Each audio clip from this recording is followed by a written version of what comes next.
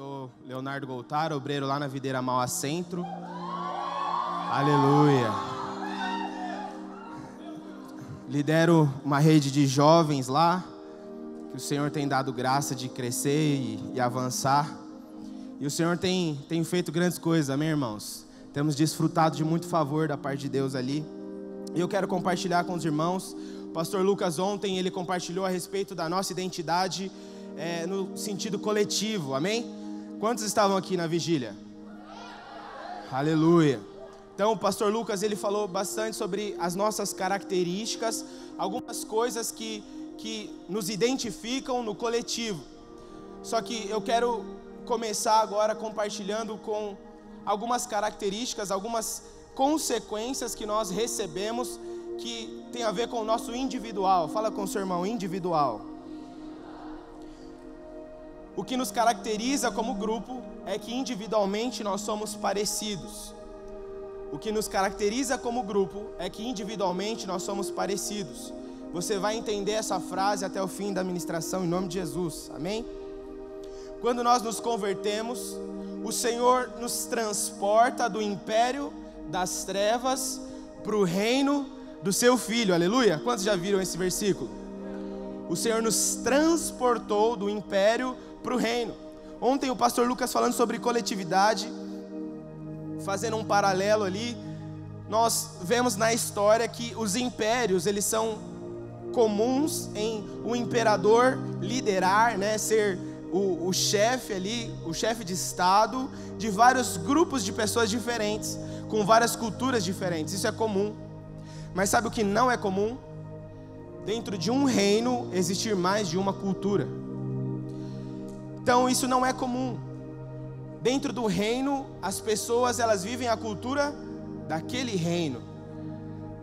Roma usava essa estratégia. Ela expandia a cultura para conquistar os lugares. Eu e você fomos transportados do império para o reino do Filho. Colossenses 1,13 diz isso. Que lá nós temos um reino. Fala para o irmão do seu lado, você faz parte de um reino. No reino não é composto de escravos. O reino não é composto de escravos. As pessoas que fazem parte de um reino, elas são livres para entrar e sair, para negociar. Tudo ali é uma estrutura que todo mundo está contente de estar ali. Não vai estar 100%, que nada é, mas ela compactua com aquela liderança, com aquele rei, com a forma que ele lidera. Quando nós lemos na palavra do Senhor, o reinado de Davi, como o povo se alegrava em fazer parte do povo de Davi, como eles se orgulhavam de fazer parte do reino de Davi. Então perceba que da mesma forma hoje nós fazemos parte de um reino, de um povo que tem uma cultura. E o pastor Lucas, falando sobre o nosso comportamento aqui nessa Holy Fest, já introduziu o que eu quero compartilhar hoje, que por fazermos parte agora desse reino, nós precisamos manifestar a cultura desse reino. Ontem nós ouvimos sobre, ou melhor, hoje mais cedo, né? Nós aprendemos que isso deve se manifestar no coletivo, mas isso também deve se manifestar no pessoal. Isso passa por basicamente 3 partes da nossa vida. A primeira parte são os nossos pensamentos.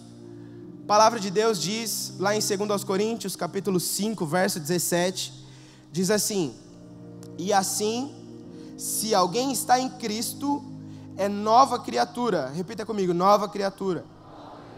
As coisas antigas já passaram, eis que se fizeram novas. Então esse é o resultado do novo nascimento. Você é nova criatura. Fala para o irmão do seu lado, você é nova criatura. Não é reformada. Fala para ele, não é reformada, é nova. Vocês entenderam? O Senhor não morreu por mim e por você para melhorar a sua vida. Não morreu por mim e por você para dar um jeitinho na sua vida. Ele morreu por nós para nos dar uma nova vida, uma nova natureza, uma nova identidade. Amém? Então tudo começa ali. A nossa identidade mudou na essência. Quem você é mudou na essência. Quais são as informações que tem no seu RG? O pastor Ricardo falou no vídeo dele também. Quais são as informações que tem no seu RG? Uma das informações que tem lá, é o nome do seu pai e da sua mãe, sim ou não? O Senhor veio para mudar a sua paternidade, porque você se tornou filho de... Todos quantos o receberam, deu-lhes o poder de serem feitos filhos de... Você é filho de Deus. Essa é a sua nova identidade, uma vez que você aceitou o Senhor. Uma vez que você recebeu o Senhor como seu único e suficiente Salvador, isso mudou a sua identidade, mudou a sua paternidade, quem é o seu pai, mudou completamente. E aí, essa mudança de identidade, essa nova criatura, ela traz junto no pacote a mudança de quem nós somos, como pessoa, como indivíduo. Isso passa por 3 aspectos: os nossos pensamentos, repita comigo, pensamentos, as nossas palavras e o nosso comportamento. Quem entendeu quem é, muda a forma de pensar, a forma de falar e de se comportar. É uma consequência, é um processo natural. À medida que você vai conhecendo mais do Senhor, esse processo começa na sua vida e é gradativo, para que cada dia mais você seja mais transformado. E eu quero começar falando sobre os pensamentos. Uma vez que você é nova criatura, você deve pensar como Deus pensa. Fala para o irmão do seu lado, você pensa como Deus pensa. O Senhor nos deu essa dádiva, essa graça de pensar como Ele. Vamos ler lá em Romanos, capítulo 12, versículo 2. Acredito que você saiba de cor. Romanos 12, versículo 2.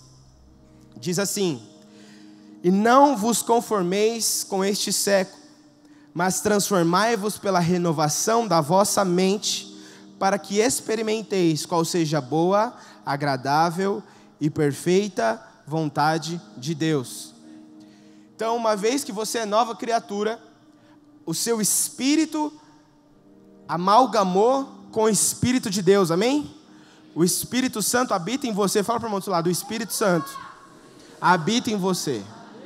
Isso não pode ter dúvida no seu coração a respeito disso. A Bíblia fala que quando você aceita Jesus, o Espírito é o selo, é a marca de confirmação de que você é dele, de que você é propriedade dele, e é esse selo que te garante entrar no céu, amém? Então você é a habitação do Espírito, o Espírito Santo habita em você, então o seu espírito está resolvido, ele está pronto. A sua carne, ela vai perecer, você vai parar debaixo da terra. Por mais bonito que seja ali o seu túmulo, por mais belo que seja, por mais caro que seja, vai continuar sendo só um buraco na terra. E é lá que vai parar o seu corpo. Não tem por onde fugir. Porém, a nossa alma, repita comigo, a alma precisa ser transformada para experimentar a vontade de Deus. Eu preciso renovar a minha alma, mudar a minha alma, transformar a minha alma para experimentar a vontade de Deus. Quando nós fazemos os cursos, quantos estão inscritos nos cursos esse semestre? Levanta a sua mão, bem alto, quem está inscrito no curso? Irmãos, tem pouca gente. Quero crer que quem não levantou a mão terminou o semestre passado, aleluia. No curso nós aprendemos que a alma ela é composta pelas vontades, emoções e... Vontade, emoção e... Ixi, tem que fazer o curso, irmãos. Usa aquela palavrinha vem, né? Vontade, emoções e mente. Paulo diz, renova a sua mente, para experimentar a boa e agradável e perfeita vontade de Deus. Então nós precisamos mudar a nossa forma de pensar. Uma vez que eu recebi uma nova identidade, um novo estilo de vida, eu recebi uma nova natureza espiritual, eu preciso mudar a minha forma de pensar. Eu preciso pensar como Deus pensa. Toda vez que eu falar eu preciso, eu não estou falando que depende de você. Você vai entender já já, amém? Mas você é o canal. Nós aprendemos ontem que o avivamento pessoal começa como? De baixo para cima. Então, o que nós vamos compartilhar hoje tem a ver com o resultado do avivamento pessoal na sua vida. O que o avivamento pessoal gera em mim e em você. Então, começa pela renovação da mente. 1 Coríntios, capítulo 2, 14, diz assim: ora, o homem natural não aceita as coisas do Espírito de Deus, porque eles são loucura, e não pode entendê-las, porque elas se discernem espiritualmente. Porém, o homem espiritual julga todas as coisas. Só até aqui. Então, perceba que agora você é um ser espiritual. Fala para o irmão do seu lado: você é um ser espiritual. Então, quando falamos de renovação de mente, você precisa passar a enxergar as coisas de maneira espiritual. Você precisa passar a olhar para as coisas de maneira espiritual. Você precisa olhar para os problemas na sua casa, na sua escola, na sua faculdade, no seu trabalho de maneira espiritual. Não estou falando de você espiritualizar tudo. Se você dormir até mais tarde, não for disciplinado, chegar atrasado, você vai ser demitido. E não é culpa do diabo, a culpa é sua. Não estou falando de espiritualizar tudo, mas eu estou falando de você ter discernimento no espírito, de enxergar que hoje a sua vida não é só mais natural. Para você, as coisas não são mais tão simples como parecia quando você não conhecia o Senhor. Precisamos entender que uma vez que somos seres espirituais, precisamos pensar como espirituais. No verso 16 de 1 Coríntios capítulo 2, diz assim: pois quem conheceu a mente do Senhor, quem o possa instruir? Nós, porém, temos a mente de... Então, uma vez que eu assumi a minha identidade de radical livre, de nascido de novo, de filho amado de Deus, eu preciso entender que eu tenho a mente de Cristo. Ter a mente de Cristo fala de muitas coisas. Da maneira que você julga o seu irmão, a maneira que você olha para ele, a maneira que você julga as coisas. E aí nós lemos Filipenses capítulo 4, versículo 8. Diz assim: finalmente, irmãos, tudo que é verdadeiro, tudo que é respeitável, tudo que é justo, tudo que é puro, tudo que é amável, tudo que é de boa fama, se alguma virtude há, se algum louvor existe, seja isso o que ocupe o vosso pensamento. Então, aquele que nasceu de novo, aquele que é nova criatura, aquele que é filho amado de Deus, se enxerga dessa forma, ele começa a pensar dessa forma, pensar como Jesus pensa, a escolher ocupar os seus pensamentos com aquilo que tem valor, com aquilo que é bom. E é inevitável, né, irmãos? Porque o que ocupa a nossa mente, assim, raras exceções, mas é aquilo que nós nos alimentamos. O pastor Lucas falou aqui ontem: se a nossa dieta é ruim, todo o nosso corpo será ruim. Se você assiste coisas impróprias, se você lê... Quando eu falo impróprio, não estou falando proibido, porque a gente já passou da fase de certo e errado, amém? É vida ou morte. Tem coisa que produz vida, tem coisa que produz morte, independente se é certo ou errado. Mas quando você escolhe assistir aquilo que produz vida dentro de você, quando você escolhe se alimentar daquelas coisas que produz vida, inevitavelmente você vai pensar vida. Sua mente vai estar cheia da palavra de Deus. É inevitável. No ano passado, no mês de dezembro, comecei a ler lá com os líderes a Bíblia, os 4 evangelhos, e era inevitável, irmãos, como as conversas giravam em torno disso, no grupo do WhatsApp, perguntando, compartilhando, né, tirando dúvidas. Inevitavelmente, o que a gente pensava era a respeito dos evangelhos, porque era o que nós estávamos nos alimentando, era o que nós estávamos buscando naqueles dias. Então, esse ano nós começamos a leitura, né, no cronograma anual, para que possamos manter esse hábito de nos alimentarmos daquilo que produz vida, independente de certo e errado. Não vou falar para você que você não pode assistir um Netflix. Você pode, eu assisti ontem. A diferença é que eu doso para que aquilo não venha me fazer mal. Né? Aquela velha história, comida de casa é aquela que te mantém firme, te mantém de pé. Você pode comer um japonês de vez em quando, um McDonald's, um hambúrguer, mas se for todo dia, vai te fazer mal. Vai te fazer mal. Percebe? Então, os nossos pensamentos é inevitavelmente reflexo daquilo que nós lemos, ouvimos e assistimos.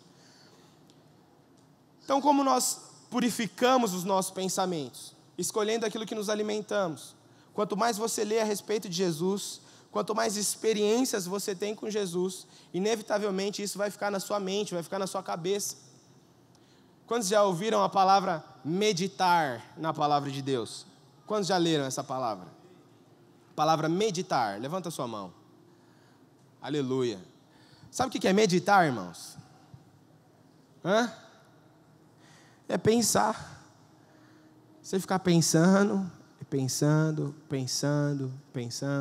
Aí você pensa de novo. Aí você tenta pensar por outra ótica. Aí você tenta pensar por outra ótica. Aí você tenta quebrar a ideia que você construiu para ver se ela vai ficar mais forte ou se é outra coisa. Percebe? Isso é meditar. Ou seja, isso é você encher os seus pensamentos daquilo que é bom, daquilo que é puro, daquilo que tem valor. Então, o primeiro reflexo da sua nova identidade é a mudança de mentalidade. Você passa a pensar como Cristo pensa. Você passa a enxergar as coisas e as pessoas como o Senhor enxerga. É uma consequência. Quando você pensa dessa forma, quando a sua mente começa a ser mudada, a compaixão invade o seu coração. O perdão invade o seu coração. Não pode vir de você, é dom de Deus. Perdão é divino, não pode vir do homem. Então, quanto mais você medita na palavra, quanto mais você busca Ele, mais você renova a sua mente, mais parecido com Ele você se torna.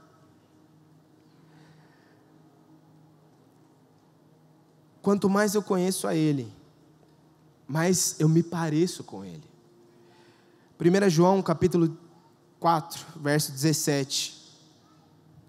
Nisto é em nós aperfeiçoado o amor, para que no dia do juízo mantenhamos confiança. Pois, segundo Ele é, também nós somos neste mundo. Você lembra o que está escrito lá em Gênesis?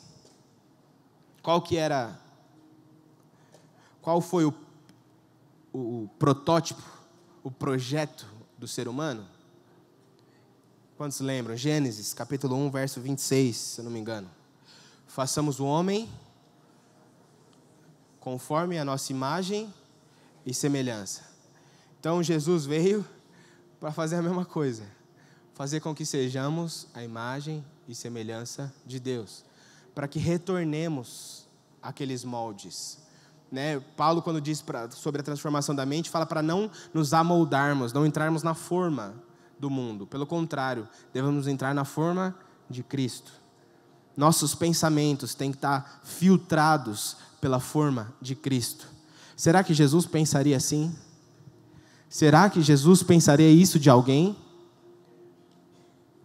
É assim que nós medimos ou verificamos a nossa mentalidade sendo transformada.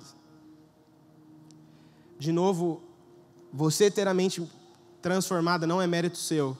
Fala para o irmão do seu lado, a sua mente transformada não é mérito seu, é o Espírito. Aleluia. O segundo aspecto que acontece na nova natureza é que a nossa fala também muda. À medida que você muda a dieta, muda o pensamento. Mudando o pensamento, muda a sua fala. Suas palavras mudam. Quando você, eu não sei se você percebeu isso, eu não era alguém que lia muito. O que eu gostava de ler era mangá, antes de me converter. Eu era meio otaku. Na época essa palavra nem era muito usada. O que é mangá? São revistinhas japonesas, tipo dos super-heróis, só que japonês. Então, era só isso que eu lia, é só isso que eu dava conta de ler. Eu não conseguia ler um livro, sentar e ler um livro sem figurinha, sem imagem, sem construir o desenho na minha cabeça, não ia. Aí eu me converti, na força eu comecei a ler. Ganhei o primeiro livro, eu lembro até hoje, do Giles Stevens, Ganhando o Seu Mundo. O primeiro livro que eu ganhei, eu lembro porque foi a duras penas que eu consegui terminar. Então a gente lembra, né? Porque deu muito trabalho. Então eu li, depois li outro. Qual que é a consequência de quanto mais você lê, mais o seu vocabulário muda? Você começa a usar umas palavras que você não usava antes. Você começa a articular ideias de uma forma que você não articulava antes. Porque mudou aqui, muda aqui. Só que o que acontece muito na vida cristã é começar a entender as coisas da maneira correta, começa a mudar a mentalidade, mas não abre a boca para declarar. Não abre a boca para falar aquilo que entendeu que é do Senhor. Essa transformação, ela passa pela nossa mente, ela tem que sair pela nossa boca. Ela tem que resultar na mudança das palavras. Efésios, capítulo 4, verso 29, diz assim: não saia da vossa boca nenhuma palavra torpe, e sim, unicamente, a que for boa para a edificação. Repita comigo, edificação. Conforme a necessidade, e assim transmita graça. Repita comigo, graça. Aos que ouvem. Então, se você abrir a sua boca para falar, declarar, proclamar algo que não edifica, que não transmite graça, é melhor que se cale. Se você for abrir a sua boca e for gerar condenação na vida do seu irmão, é melhor que se cale. Amém, líderes? Nós exortamos na graça e no amor, não na acusação, porque já não há mais condenação sobre nós.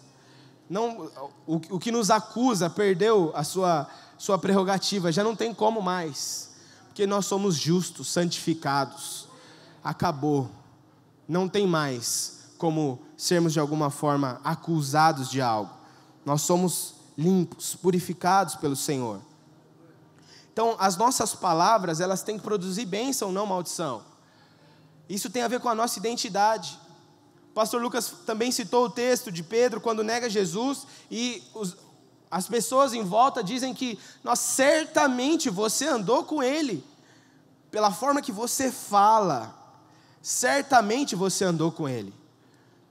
Então o reflexo daqueles que têm a nova identidade em Cristo Jesus é que mudam as palavras. Não estou falando do evangeliquez, do crentez, não é disso que eu estou falando. O que eu estou falando é que o sentido da sua palavra sempre promove, sempre edifica, sempre abençoa, com gíria ou sem gíria, falando certo ou falando errado, mas o seu coração sempre edifica, porque essa é a característica de alguém que tem a identidade em Cristo, de alguém que sabe quem é em Cristo Jesus, sabe o poder que tem a sua boca. Quando nós falamos de palavra, irmãos, é um negócio muito poderoso, porque Gênesis 1:3, onde tudo começa a existir. A terra estava sem forma e vazia. No verso 3, Gênesis 1 diz: disse Deus, haja, e houve. Deus disse e se criou. Nós já compartilhamos, Gênesis 1:26, que nós somos a imagem e semelhança de quem? De Deus. Quando você fala, o que acontece? Se cria. Fala para o irmão do seu lado, o que você fala, se cria. Então toma cuidado com o que você fala. De novo, não estou aqui para te acusar. Estou aqui para te encorajar, para criar a coisa certa, para construir o que você quer ver. Nós estamos acostumados a falar o que vemos, mas precisamos construir o hábito de falar o que queremos ver, porque é assim que Deus faz. Deus fala o que Ele quer ver. Ele quer ver luz? Haja luz. E houve luz. Ele quer terra? Crie-se a terra. E ela foi feita. Eu e você temos que entender que, de acordo com a nossa identidade, o que nós falamos tem poder para criar. E também tem poder para destruir. Precisamos usar isso da forma correta, em favor do reino. Em favor do reino de Deus. Quando nós olhamos para a vida de Abrão, vulgo Abraão, nós vemos isso acontecendo na vida dele. O nome dele era Abrão. E aí Deus faz uma promessa, ele não acredita, a esposa ri, mas Deus muda o nome dele. Agora não é mais Abrão, agora é Abraão. Abraão tem o significado de excelso pai, ou pai excelso, ou grande pai, ou pai de multidões. Esse é o significado da palavra Abraão. Aí a gente pode meditar. Por que Deus mudou o nome dele? Sendo que era só dar o filho. Porque todas as vezes que alguém perguntava o nome dele, o que ele tinha que falar? Eu sou o pai de multidões.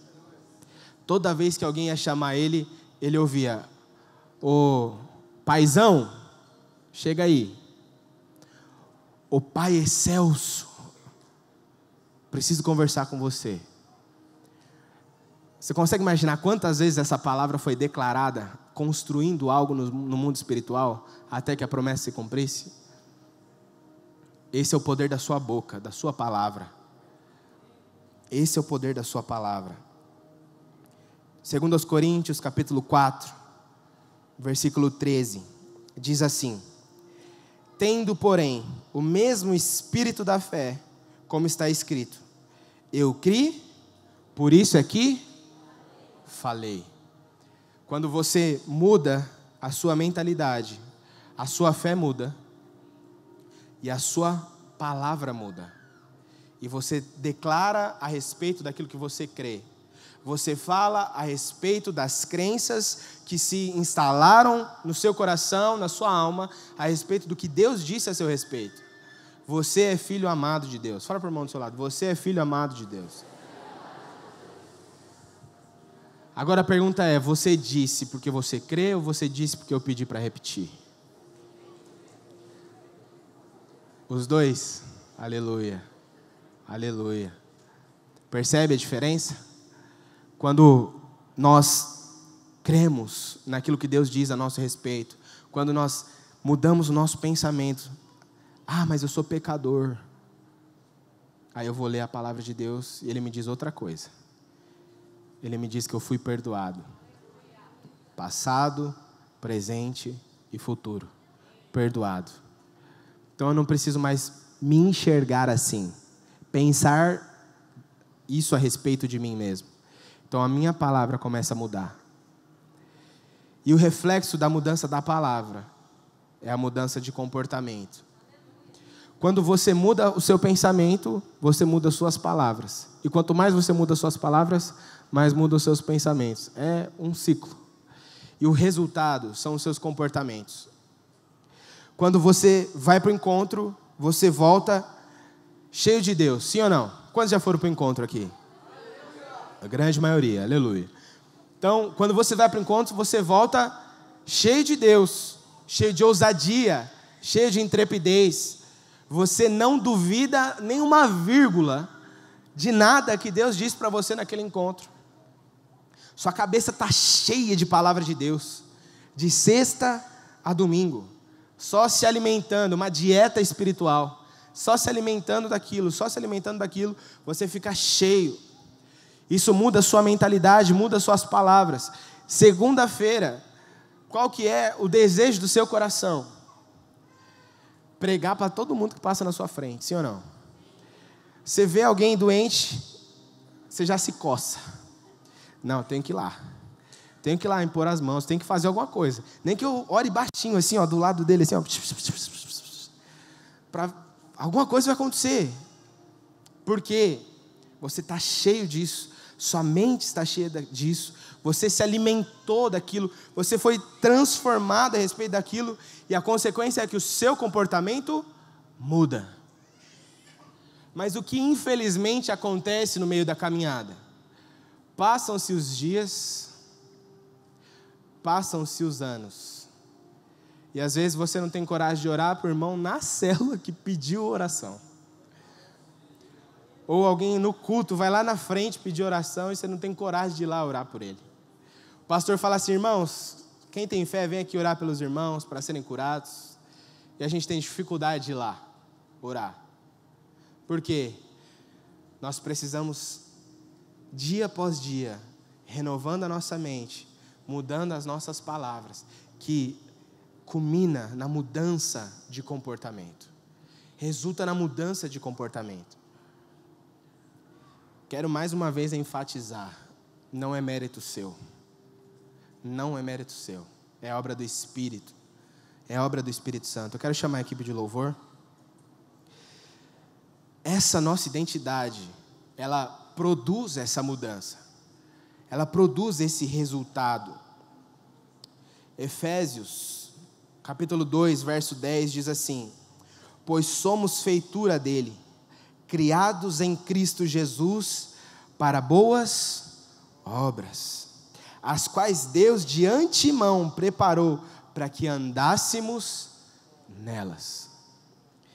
Percebe que o seu comportamento não é de nenhuma forma um requisito para nada diante de Deus, para nada. A Bíblia fala que Ele nos escolheu quando éramos pecadores ainda, ou seja, comportamento zero. Então, não existe mérito em você, mas existe uma expectativa da parte de Deus, que essa graça gere em nós uma mudança de comportamento, uma mudança de mentalidade, de fala, e começamos a nos mover, começamos a manifestar essa identidade como indivíduos, e juntos vivamos o coletivo que o pastor Lucas compartilhou. É o resultado disso tudo. Então a sua nova identidade diz que você é filho amado de Deus. A sua nova identidade diz que você é rei nessa terra. A sua nova identidade diz que você é um sacerdote. A sua nova identidade diz que você está liberto do pecado. Ah, Léo, mas e quando eu peco? E aí? Você pecou porque você quis, mas escravo do pecado você não é mais. E quando você cresce na revelação de que é filho amado, de que não é escravo do pecado mais, você se liberta disso. Não é mais obrigado a pecar como era antes. Agora você é livre. Fala para o irmão do seu lado, você é livre. Aleluia. A sua identidade também diz que você é uma bênção. Você não tem bênçãos. Você é uma bênção. Você é uma bênção. É isso que o Senhor diz ao nosso respeito.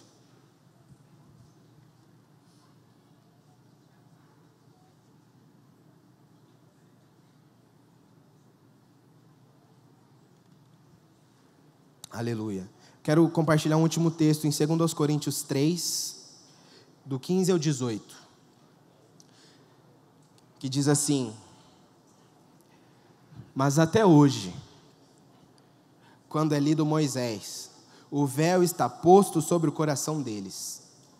Quando, porém, algum deles se converte ao Senhor, alguém aqui se converteu ao Senhor? O véu lhe é retirado. Aleluia. Ora, o Senhor é o Espírito. Onde está o Espírito do Senhor? Aí há liberdade.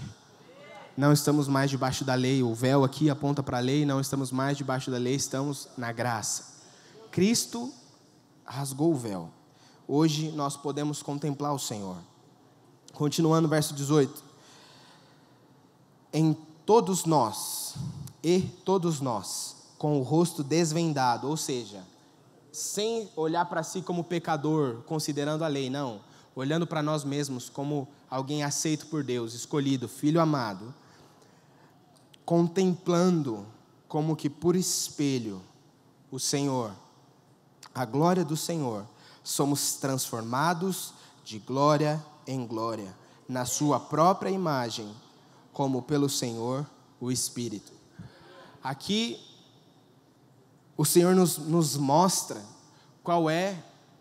como entrar nesse processo, como entrar nesse ciclo de mudança de pensamento, mudança de palavra, de linguajar, mudança de comportamento, mudança de pensamento. É um ciclo virtuoso, que traz virtudes para mim e para você.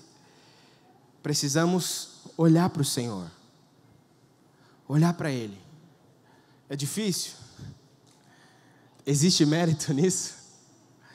É só olhar para Ele. Quanto mais você olha, quanto mais você admira, quanto mais você contempla, mais você passa a se parecer com Ele. E volta a pensar como Ele pensa, a falar como Ele fala, a agir como Ele age.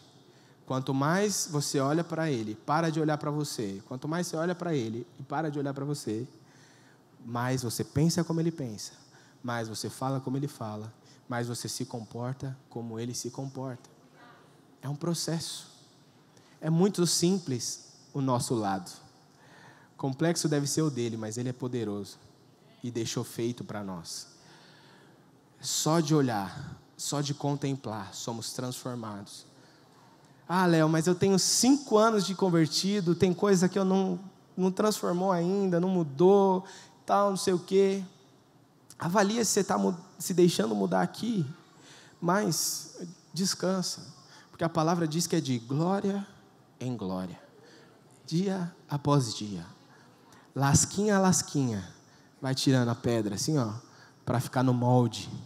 Você vai tirando as rebarbas, de pouquinho a pouquinho, para que encaixe no molde de Cristo, conformado com Cristo, a imagem e semelhança de Cristo. É um processo. O resultado da contemplação é a transformação. Ninguém continua sendo o mesmo contemplando a outra pessoa. Isso tem 2 lados, né? Quando você admira muito algo ou alguém, você começa a se vestir como aquela pessoa, você começa a falar como aquela pessoa, você tem os trejeitos daquela pessoa. Mas tem o lado positivo. Com Deus isso também funciona. Quanto mais você contempla, mais parecido com Ele você se torna. Fica de pé no seu lugar. Como eu disse, você não tem mérito algum nisso.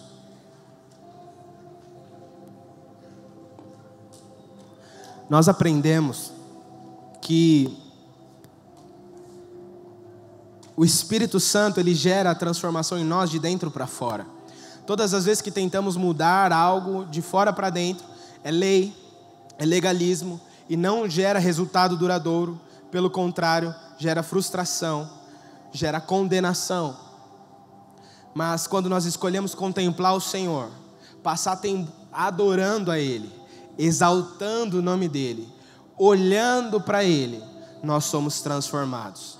E a identidade de Cristo é formada em nós. O nome daqueles que seguem a Cristo não é evangélicos, é cristão. Sabe o que significa cristão? Pequeno Cristo. Isso significa que se parece. É alguém que se parece. Não é igual. Naquele dia seremos, mas não é igual, mas se parece. De glória em glória, se parece a cada dia mais. De glória em glória, se parece a cada dia mais. E não é mérito nosso. Nós só precisamos olhar para Ele. Só precisamos contemplar, exaltar o nome dEle, adorar o nome dEle, declarar o quanto Ele é santo, o quanto Ele é puro, o quanto Ele é justo, o quão merecedor de toda a honra e toda a glória Ele é. À medida que vamos exaltando, declarando quem Ele é, quão santo, santo, santo Ele é, quão poderoso Ele é, quão grande amor nos amaste, quão grande amor nos amaste. O seu amor é infinito, é infinito. Incontáveis são as suas misericórdias. O Senhor é o nosso Pai amoroso. À medida que nós vamos falando aquilo que Ele é, declarando aquilo que Ele é, isso começa a encher a sua alma, isso começa a preencher a sua alma, o seu espírito começa a transbordar para a sua alma e começa a te libertar das coisas que tem a ver com você e te molda a imagem de Cristo. Teu espírito se enche, transborda para a sua alma e você começa a falar como Ele fala, começa a pensar como Ele pensa. Isso é resultado de contemplar o Senhor, é resultado de olhar para Ele. Ele é a nossa identidade. Cristo é quem nós somos no coletivo. A palavra diz que Ele é o cabeça da igreja, a igreja é o corpo de Cristo. Então, quando somos a imagem e semelhança dEle, somos um, somos o corpo, somos Cristo na terra, é o corpo dEle na terra.